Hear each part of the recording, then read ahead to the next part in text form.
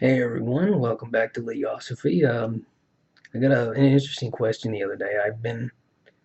I'm sort of the go-to guy for any kind of taxonomic question among my circle of friends, and this is especially true with regard to insects and arachnids. Like, I know a lot about arthropods, and somebody finds a spider in their porch or millipede under a rock or whatever, I'll be the one who gets a photograph asking me to identify it. And this led to not one particular question, but I've been asked this several times by different people, so I thought it would be interesting to make a video on the topic. It's something that's interested me for some time, and that's pain. This goes double for arthropods, and I'll definitely flesh it out regarding arthropods more so than anything, especially regarding this controversial decision in Scandinavia to stun lobsters. But over the course of the past 100 years, and I've heard this growing up as a kid, pain is always sort of a subjectively verified concept. It's not something that you take note of. Like, for example, vision. That's something that we use to perceive the world. And we understand the vision of other animals. We know that some animals are almost blind, and some animals are straight up blind because they don't even have eyes. And other animals use smell or vibration or uh, just a whole bunch of other means of perception. And we understand vision. So when a person looks at a dog, they know that it's looking back at them because we know that they have some level of visual acuity. We know that they don't see the world the way we do. Um, they're largely more olfaction oriented. So their vision is not quite as good. They're the predators, and therefore they don't see, for example, the range of colors we do because we evolved from herbivorous animals, and being able to tell whether a fruit was good or bad was largely a question of color.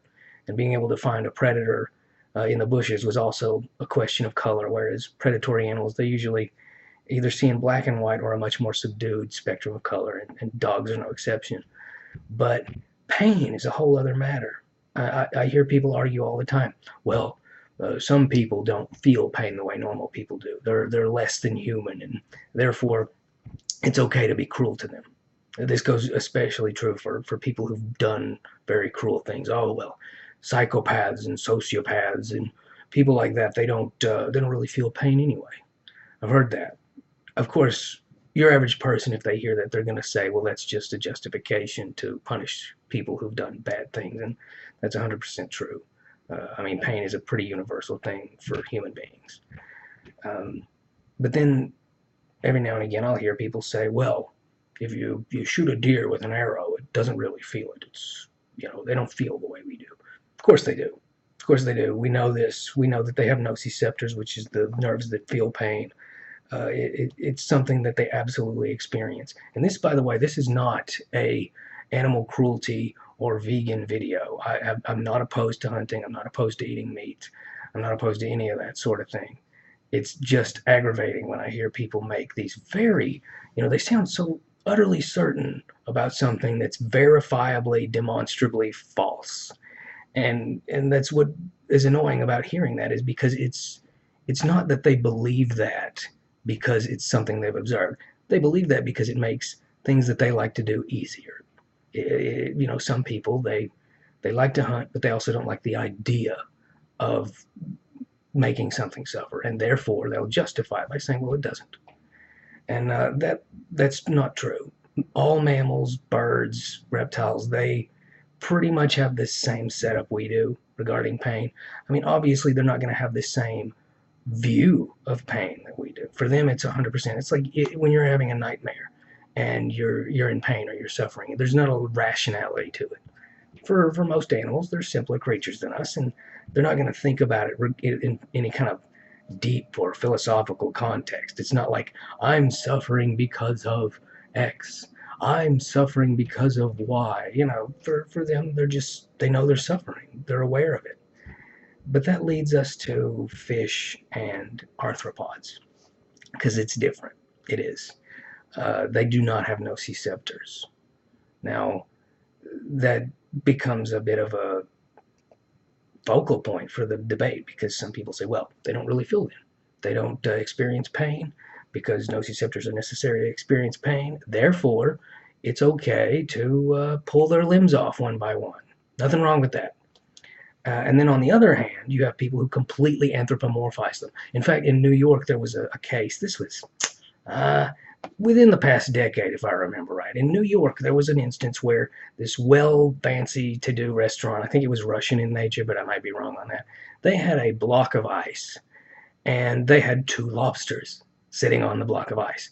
And it went to court for animal cruelty because, they shouldn't have had that as a display. And the chief argument was, you wouldn't put a dog or a puppy on a block of ice. Well, it's completely not the same thing at all. I mean, it's really not. It is apples and oranges, and I'll tell you why. I like a dog or a puppy, and I'm assuming those of you who are watching, unless Mark Zuckerberg is watching, we're all mammals, and as such, we have a set body temperature. For example, in humans, it's 98.6 degrees. That's because we're homeotherms. Our metabolism puts forth a lot of effort and a lot of energy. In some ways, you could even say inefficiently. Maybe Zuckerberg's right on that. To maintain that temperature. And it has a lot of advantages. Chiefly, mammals did well and outcompeted everybody because of the Ice Age. That's because if you're 98.6 degrees or whatever temperature that particular species is, you can go out in the cold, and as long as you have a ready supply of calories and some insulated clothing or fur or thick skin or what have you, you can just go out into the cold and do stuff. You can acquire more resources. You can kill would-be predators and keep yourself safer. There's a lot of things you can do in the cold that for poikilotherms, they can't do. And that's what a lobster is. A lobster is poikilothermic. What that means is they don't devote their metabolism to maintaining a constant temperature. Like in the morning, if you're 98.6 degrees, you're good and you're human. In the evening, if you're 99 degrees, 100, 101, well, now you're in danger. You've got a fever. You might be borderline dying, and you will notice immediately. Any human being who is just 1 or 2 degrees warmer than their metabolism normally allots is in a significant state of suffering. It's very unpleasant. Conversely, a lobster can be 28 degrees in the morning and 70 degrees in the evening. They can fluctuate that much because their body temperature is based entirely on the environment. It's not based on their metabolism. They don't have a set core temperature. In fact, what I would have loved to have asked, because if I recall, that restaurant actually lost that case. They were deemed culpable in animal cruelty for having a lobster on a block of ice. What would be the nicest thing to do to that lobster, to those two lobsters? What would have been the opposite of cruelty? It would have been to take them back to their native habitat and let them go, right? Free willy kind of stuff. The only thing is that in the winter, for example, and I don't know what time of year it was exactly, but in the winter, the oceans where they pull those lobsters out, it's below freezing. The salt water is colder than 32 degrees Fahrenheit, 0 degrees Celsius. That's the nicest thing you could do. And that's literally colder than the block of ice. So it's silly to project human traits, or in this case, more broadly, mammalian traits, homeotherm traits, onto a poikilotherm. It's not a question of empathy or sympathy. It's a question of logic. I'm not saying that they should be cruel to lobsters, needlessly so. I'm just saying they're different from us, and we need to acknowledge those differences to understand what's good or bad in relation to them. If you're going to make the ethics claim, then you also have to understand that they're not like us, and so what brings them comfort or the things that they enjoy is not the same for us. If you force-fed a baby human feces, that would be very cruel. But on the flip side, if you did that to a baby fly, a maggot, they would enjoy that very much. It's not the same thing. And that brings me back to the case in Scandinavia is, well, it's wrong to boil these animals alive. So what you should do is stun them. And then other people argue, well, what we do is we take a knife and we place it through their forehead, and that, kills them, and it's more kind. The problem with this is, again, they're anthropomorphizing them. It's a different setup, totally different setup. A lobster's brain is not a brain. It's different nodes. Doesn't mean it doesn't have a mind. It just doesn't have a brain. A mind and a brain aren't exactly the same thing. If you think about it, a mind is the product of the synergy of neurons and hormones and things like that. A mind is a more abstract thing. It doesn't necessarily have to do with the brain. I know that sounds crazy, and in humans, it is a bit out there. But if you think about it, like let's say we found an alien and it had just a whole bunch of neurons throughout its entire body that were connected in kind of a net. It could still be sentient. It could be smarter than us, but it wouldn't have a brain. It would have a mind, but it wouldn't have a brain. So similarly, stabbing a lobster in the forehead is not going to help it because it has different nodes throughout its body, neural nodes, and stabbing it there, all you're really doing is paralyzing its jaws, if I recall. So same thing with insects. A lobster's nervous system is almost identical to an insect's. Crustaceans and insects are very similar. And it's funny, lobsters are big, and so people are more prone to empathize with them. If somebody did the same thing, if somebody boiled a grasshopper alive, nobody would care. Nobody would care. Similarly, look at glue traps for rats. These are animals that have empathy. These are animals that are capable of showing altruism. These are animals that we know for a fact dream. But hey, you can use glue traps and just make them have a miserable last few moments of their life and suffer indefinitely. But lobsters, which are big grasshoppers, effectively big roaches, what have you, and this is coming from a guy who likes roaches and grasshoppers. uh, it's not that they're not like us; they're different. And similarly, back to the boiling alive part. If you take a lobster and you put it in a fridge, it's not like putting a puppy in a fridge, as we've talked about. They are poikilotherms. Their body temperature will lower.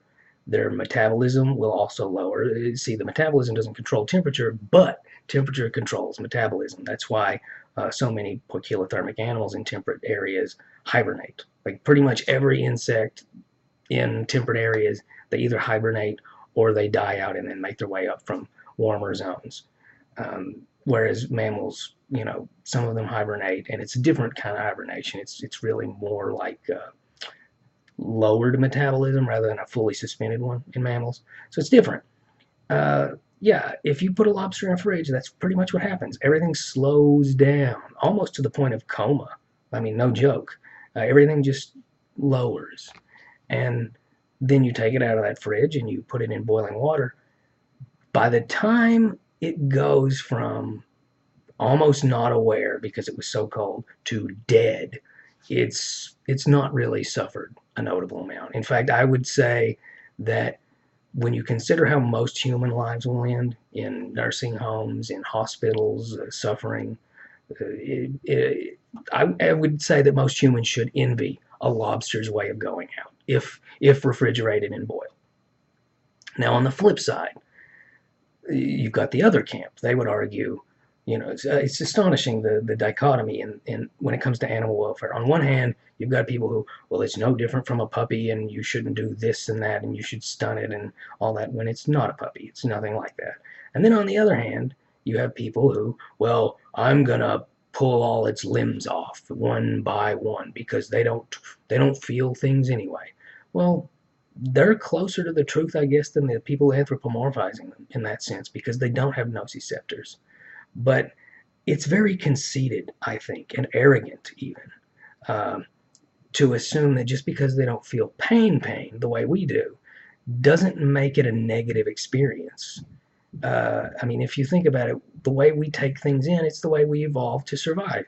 The way other things take things in, they have positives and negatives too. It's just different. And different doesn't mean that they can't be compared to one another in one way or another. In my opinion, if something like a human being, for example, there's a whole range of feelings and thoughts that I can have on a question or on a matter or on an experience. If something hurts me emotionally, it's not something you can't really hurt a grasshopper's feelings. For example, you can't tell a grasshopper, you're never going to amount to anything, grasshopper. They're not going to feel that. They're not going to be, oh my God, you're right. What am I doing with my life? I've just been eating grass. It's not the same thing. But if they experience something negative, like for example, extreme heat, like fire, they flee it. Sure, it's an instinct, but it's still negative. It's still a negative response. And conversely, if a male grasshopper approaches a female to breed with her, that's a positive response. It's responding to positive reinforcement. It wants something to happen. And when it gets that, there's positive responses. There's positive hormones, there's positive neurotransmitters. I mean, even bees, when bees are communicating with one another, making physical contact, they're using oxytocin, the same thing that makes us feel happy when we're hugged by a loved one, or when our boss says, "Hey, you did a great job. You're invaluable to this company. Keep up the good work." The things that we feel on a chemical level are not that different from the things that they feel. Just because they don't have nociceptors doesn't mean they have no negative reaction to things. One way to look at it is a human mind, being as complicated as it is, you can have emotional pain and physical pain, a whole array of different kinds. You can be anxious about the future. You can be guilty about the past. There's so many things that a person can contemplate and feel. We're like a supercomputer. Whereas an arthropod, like a lobster, is more like an abacus. But even with an abacus, you got green beads and red beads. It's kind of the way binary works. Your ones and your zeros, good and bad.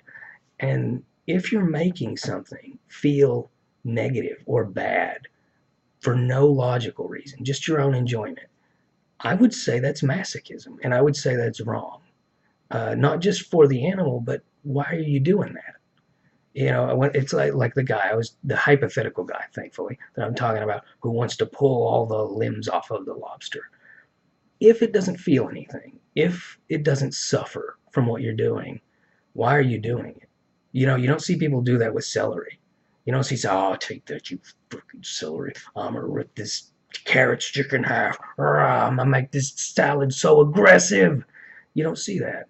But you do see people do that to animals and then turn around and say, "Well, it's different. They're not feeling anything. I'm just having fun. It's no different than if I was pulling on a Stretch Armstrong." You know better, I think, at least on some level, that just because it's not hardwired the same way we are, that's still a negative thing. And it goes also back to fish. Catching fish, I'm not opposed to that. I'm not. I'm not opposed. I like to catch fish, actually. I'm not opposed to smacking an animal like that in the head to kill it. What I am opposed to is gutting an animal like that while it's still alive, just for the hell of it. That's clearly not just being efficient or just trying to get dinner on the table. People say the same thing whenever you see people torturing dogs in China. Oh, well, on one hand, you have people saying that, well, they're doing it because they're monsters. And then on the other hand, you have people say, well, they have to eat. So they want to eat the dogs. You don't have to boil a dog alive to eat it. And anyone with an ounce of empathy, anyone who's not a full blown psycho knows that. And the same thing applies to livestock. The same thing applies to fish. And the same thing applies even to arthropods, even though, and I will readily admit, they're not like us. They're not built like us. The way they perceive things is not like us. But it doesn't change the fact that negative is negative and positive is positive. And no animal on this earth evolved to be apathetic towards negative circumstances and apathetic towards positive circumstances. We're ingrained to gravitate towards and enjoy the things that are good for us. And we are ingrained to flee from the things that are bad for us. There is not a difference in that sense of the word. So yeah, in summation, bottom line, don't anthropomorphize. Try and pull yourself out of personalizing an issue. It's conceited. It's funny. It's conceited on both ends. It reminds me of a quote actually from the Buddha. He said, "There's three kinds of conceit. There's in one case, and this is how we normally think of conceit. It's when you see someone and you think you're better than them. You're better off. And then the second kind of conceit is where you see someone and you think you're worse than them, you're worse off. And that's even more common, I think, in today's society, but we don't think of it as conceited. We see these celebrities or well to do people and we think, well, they must have all their ducks in a row. I wish I was like them. And then, you read about them hanging themselves or something. And you think, why would they do that? Well, maybe because you're being conceited and you don't realize that you shouldn't want to trade places with them. And then the third, and this is where I was going with this, is where you see someone and you think that you're the same as them. And I love that quote because there's just so much to unpack in it. We tend to do that. We tend to make that association of what's good for me is good for you. What's bad for me is bad for you. No, what's good for me is good for me, and what's good for you is good for you. And that goes everywhere. What's good for a person is not what's good for an elm tree. What's bad for a person is not necessarily what's bad for a lobster. But our motivation, I think, is the real important thing there. If you're deriving pleasure from harming something, there's no amount of justification that's going to change that. And you need to stop because you're hurting yourself just as much as you're hurting that other thing because you're contaminating yourself with cruelty. You're effectively making yourself more cruel and less human, really, as time progresses. That's one of the reasons I'm really concerned about capital punishment, for example. It's not just that I don't want people to die, even murderers. And I realize that's a hot topic, and feel free to comment about that. That's fine. I love debating that kind of thing. It's not just that though. It's the idea of, well, one, what if they're innocent, but also somebody has to be paid to do that, and I don't think that's good for people. I can't imagine doing that. And some people say, well, I'd love to do that. These bad people, they do bad things. Yeah, but you're still, and what if you did that? What if you did that and then you found out one person was innocent? I mean, that means you're one of those bad people, right? You killed somebody who's innocent. Well, I didn't know. Well, yeah, but you killed somebody, an innocent person. It concerns me. The mindset, in my opinion, and this is not like the road to hell is paved in good intentions. I know that people do really horrible things with good thoughts, but I think that deliberately doing something and deriving pleasure from causing harm is a whole other thing. I mean, you're effectively polluting yourself. You're polluting your character, and in that sense, it really doesn't matter whether arthropods can feel pain or how they experience things. I mean, regardless, I think that they absolutely are capable of perceiving things on a negative level. It's not the same as pain, but it's still bad and you shouldn't do it. But if you're deriving enjoyment from doing those sorts of things, think about that. Think about what that does to you.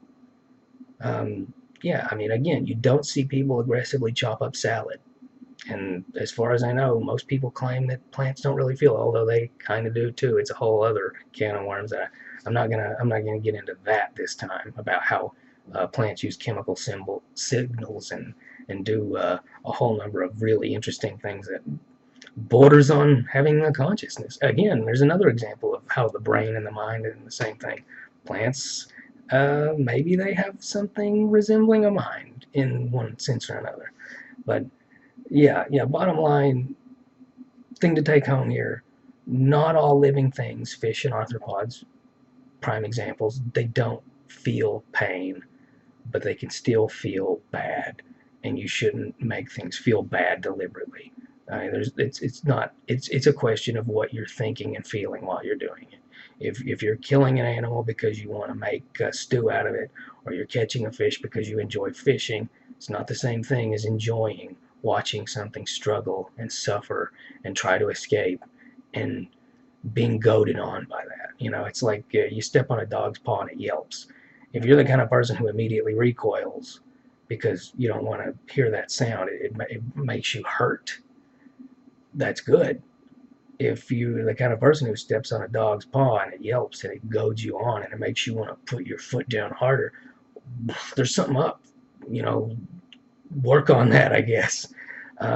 Yeah, that's about it though. That's my little talk on pain and how pain and suffering are not necessarily the same thing, And we need to be aware of that. We need to stop anthropomorphizing, but we also, again, be compassionate, empathize, but don't anthropomorphize. Don't be conceited. Every living thing's going through something separate. Their values are not our values, but you can still try and mitigate their suffering whenever you come into conflict with any of these kind of creatures. That's about it. Thanks.